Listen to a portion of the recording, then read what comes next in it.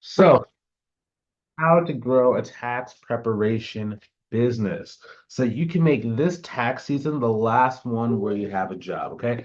What I was reading was most people, like the most they make during tax season is about 10 to about 12K. That's average for most people, right?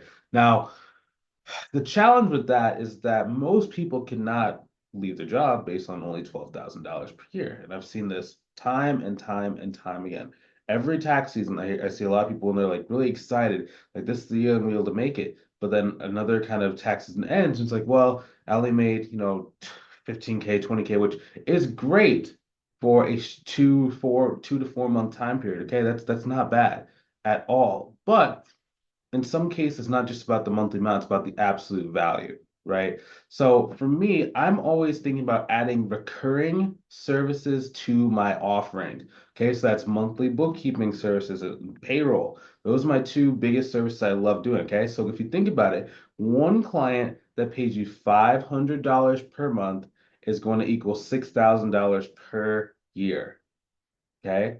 Now, if you think about it, the value of one recurring client at, $6,000 per year is the same as 20 personal tax returns priced at $300 each. Okay. So for every one bookkeeping client I get, I just got 20 clients that you would basically have.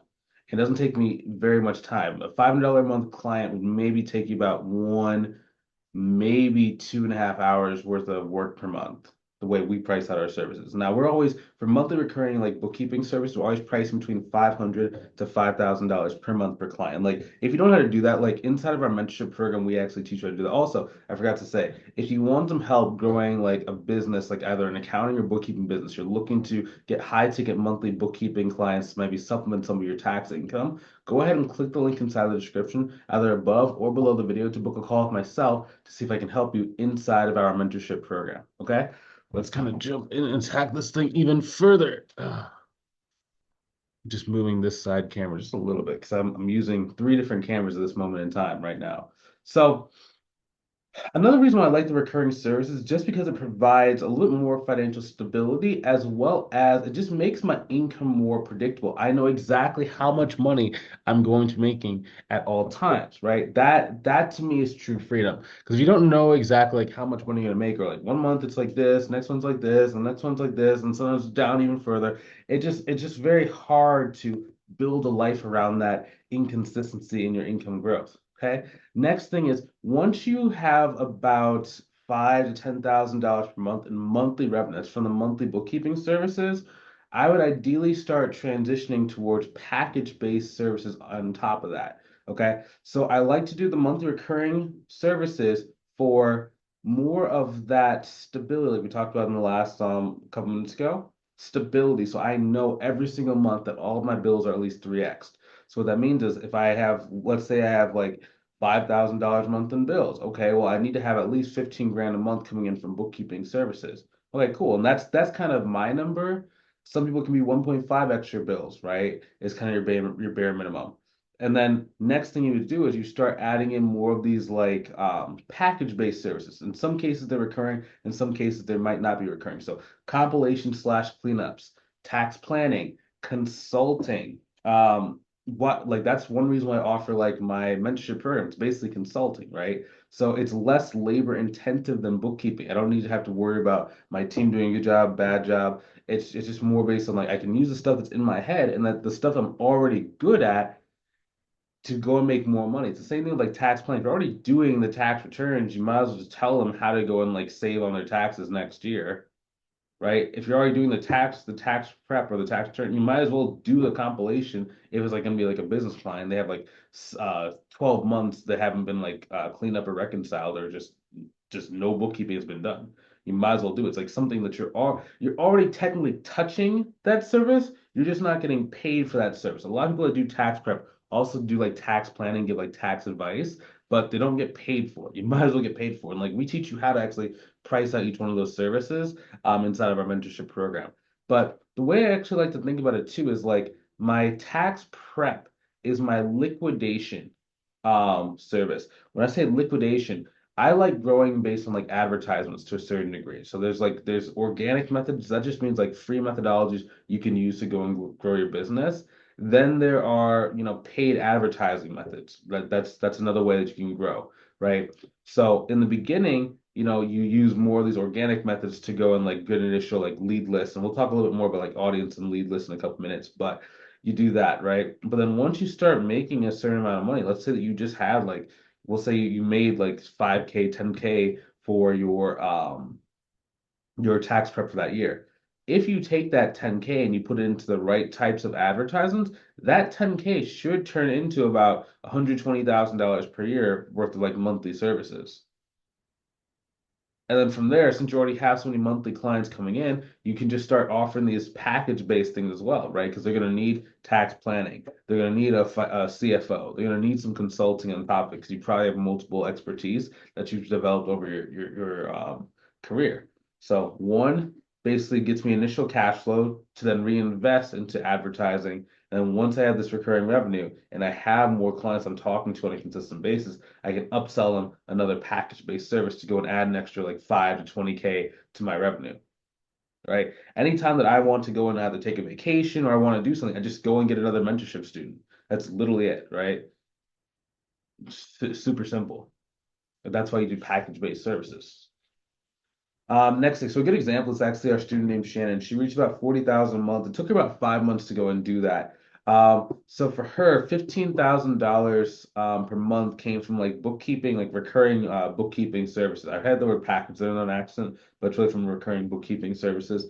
Next, she got about 7K from a consulting project that she basically was working with this like organization. I think the organization was doing between 100, 200 million per year. They just needed someone to basically run the department. So that was technically a consulting package. It just happened to be like 7K per month. I think the package was for like 6 months. So she made, what is that, 7 times 6? I believe it's $42,000 from this one project. And again, that's a really big amount of money for a lot of people. Next, the remainder of that 40K per month came from like tax resolution and tax planning. Okay. So it's just one of those things where it's like if you have like a really good mix of services, you're going to be able to grow your business very, very, very quickly. If you don't have that mix of services, it's gonna feel like you're doing a lot of work, you're doing a lot of marketing, but you're just not making that money at the end of the day. Which, in my opinion, I'd rather work a little bit less but make way more money because I'm just doing things more structurally sound. My pricing, my package are the things that are like supporting my growth, rather than hustling and kind of like running like a chicken with its head cut off, only to make a few $1,000s at the end of a season, right? Utilize the energy that's generated from this tax season to go and fuel the rest of your financial future. Don't just stop at like the lowest service you can offer. Think about all different ways you can structure your stuff to keep getting more and more and more residual money from that season. That's all this stuff is. That's all it is. Like how can I get money? How can I store this money? And then how can I use this money to go and make more money? That's all we do, right? Inside of our business. And then once we have that, then you go and take about like all the profits, right? Outside of like taxes and outside of like your living expenses. Then you have a fourth level of investment, which is generally either going to be like your real estate or your paper investments, whatever your investing is, that you like to do. Next thing, importance of an audience or a lead list. Okay, so most people they don't really have an audience, they don't really have a lead list. So it's like every single year it kind of feels like you're starting over from scratch. So in some cases, the only like consistency you have is your clients from last year. Now that's not bad, because I mean you're gonna basically have the same kind of income. But if you're stuck with a bad client list, okay, it's not really gonna go. And if you're not really getting referrals from that list, it's just gonna stay the same. I'm always thinking about, at least in the beginning, like once you've hit your financial goals, you can like kind of level off. But until then, you really want to be able to once this camera stopped working. Yeah, once you kind of have hit your goals, you can like kind of level off. But up until then, you want to make sure you can grow as much as what you want to. So I enjoy building an audience or a lead list. So ideally, you'd have an audience. The difference between an audience and a lead list is an audience is a group of people that actually like you, they know you, they trust you, and you're already actively building a relationship with. A lead list is something where you have to go and basically go and build an audience, or you turn a lead list into an audience over time, right? So I'd rather have an audience, but if I don't have an audience, I need a lead list. And again, it eliminates the need to search for clients. Like if you know exactly where your client's going to come from, you don't need to go and do as much like hunting and like as much running around, right? It's all about really building a business, almost like building like a tower. Like you dig your foundation in the ground. The foundation that you dig, the deeper you dig your foundation, the higher up you can go. So in our business, on the online business, the foundation is your audience. The deeper the connection with your audience, the more people you have in your audience, the better the quality of the leads in your audience, the higher you can grow your business without having to go get more or having to go cap out. Right. And that's really the key. Because then the other thing is like you can just start cycling through your lead list whenever you need either more money or you have like a vacation, you have like something coming up that you need to pay for. Let's say that, like you had to go and like take out like a loan, like your loan was like $20,000. Okay. You just need to go find $20,000 from your list. Okay. So for example, one of our students named Audrey, she does a lot of traveling. Anytime she wants to go travel and she doesn't want to pay for out of pocket, she would literally just go and use someone else's money. So basically like a client's money. So she goes to her LinkedIn, she goes through her list of connections, she talks to them, sees who's ready to get started today, and then she goes and gets $20,000 or however much money. Usually it's like $2,000 for a trip.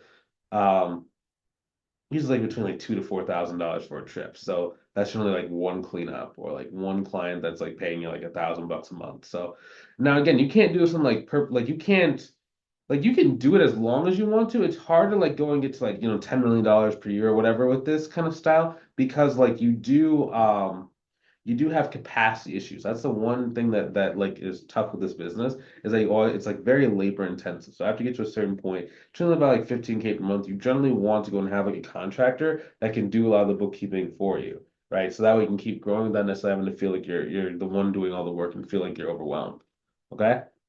So if you want some help growing your business, like you've seen some of the stuff that we're doing, you like the stuff we're talking about, and like maybe you've been trying to grow a tax business, just not quite going the way that you want, and you know there's a better way, go ahead and click the link inside the description either above or below the video to book a call with myself to see if I can help you inside of our mentorship program. Okay. I'd love to help you. I'd love to take you to your goals. I'd love to see if I can, if it's a good fit. So if you want to see if it's a good fit for us to work together, go ahead and click the link inside the description above or below the video. Book a call with myself. Let's see if we can help you out. Okay.